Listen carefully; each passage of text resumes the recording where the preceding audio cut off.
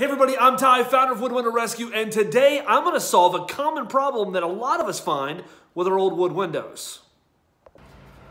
So here's the common problem that a lot of us face, especially on larger size windows, and that is that the meeting rail, the check rail, has a sag in it. Because of the weight of the glass over time, it's begun to sag. And when that happens, the lock and the keep do not line up anymore, so it's almost impossible to get this window to lock.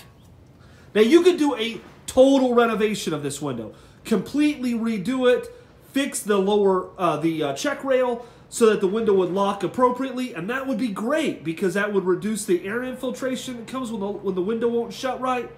But the truth is, sometimes you need to just get your window to lock again for security purposes. Or maybe you don't even own the house, it's a rent house. You just want to do something small to protect you and your loved ones. I'm going to show you a quick, low-cost way to do that. Now, to fix this, I'm going to need three simple things. One of which I just always keep on me, and that's a Leatherman. This has a, has a little driver bit on it. I didn't really come prepared to shoot this video, so I always have this on me. So it's got a Phillips driver and a flathead driver. I'm going to need this. The next thing I'm going to need, or I might need, is I've got a couple of wood toothpicks. Now these are really great for when the hole on the window for the screws for the catch have kind of wallered out. I can use these to kind of fill that gap and make sure I can get a good tight snug screw on there. And then I have got my sash lock shims here, and I've got some that are a 1/16 of an inch and some that are an 1/8 of an inch, and I'm going to build these up so that I can get a level space for my keep and my lock to line up, so I can get a nice tight lock on this front window of mine to keep people from breaking in.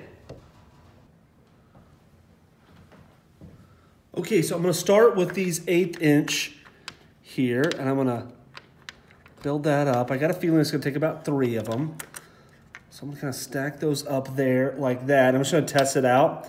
Set my lift, or my catch right there. And my catch is going to allow it to lock. So that's going to be a pretty good spot for it right there. So I'm going to take those off. So 3 1/8 inch shims is what I'm going to need. And then, because my holes are pretty opened up and wallered out there, I'm going to just kind of stick my toothpick there in and just stick it in a little ways, break it off, stick it in there just a little ways, and break it off right there at the base. And now I'm going to set these. Now, if you notice, you have a lot of room right there to move around and adjust, but I'm going to stick them on top there. And the screws that would typically come with a piece of hardware, those aren't going to be long enough. So I've got my own screws here. They're also brass, or a little bit longer than normal. I'm going to stick those in the catch. Get that thing lined up. Okay, I've got them in the holes, and I'm first just going to tighten them down with my fingers. So because I said I came unprepared, I don't have a driver, but I do have my Leatherman. I almost always have this, and so I'm going to pull out my Phillips bit. It's got a Phillips and a slotted. Now there's some purists out there, and they're going to go, "Why aren't you using a slotted? That's the only way to do it right. Preservation, blah blah blah blah." But honestly, sometimes it's just easier to go with what you can find. I can't find these, and this is going to be so much easier this way. It's always a lot easier to use a Phillips bit. It's technology. It works. So I'm just going to start to tighten these down. And this is totally doable by hand. Now, if I had to make the holes, so if there weren't already pre-drilled holes for me, you're always going to want to pre-drill, because you're either going to, if you don't pre-drill, you'll either split the wood or you'll break the head of your screw off. But here we go. I mean, this is not hard. So easy.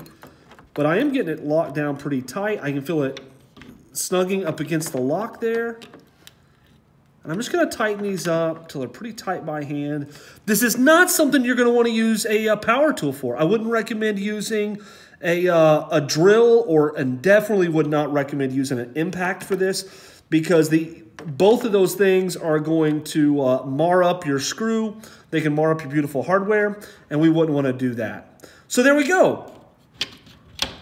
It is locked and secure. And that's what we're doing here. We're just trying to secure this window to make sure that, that our home and property is safe. And this is going to do that. Now, of course, I can still feel a lot of air infiltration coming up through this, so we didn't solve that problem.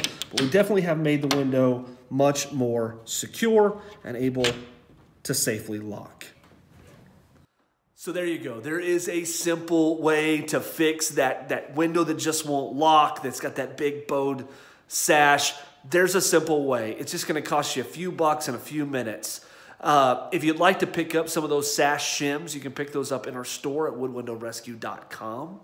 And that hardware that you saw that I was installing, that's a solid brass hardware. That's also available in our store. And it's there in brass, like you see there, but it's also there in antique brass, old rub bronze, and I believe nickel.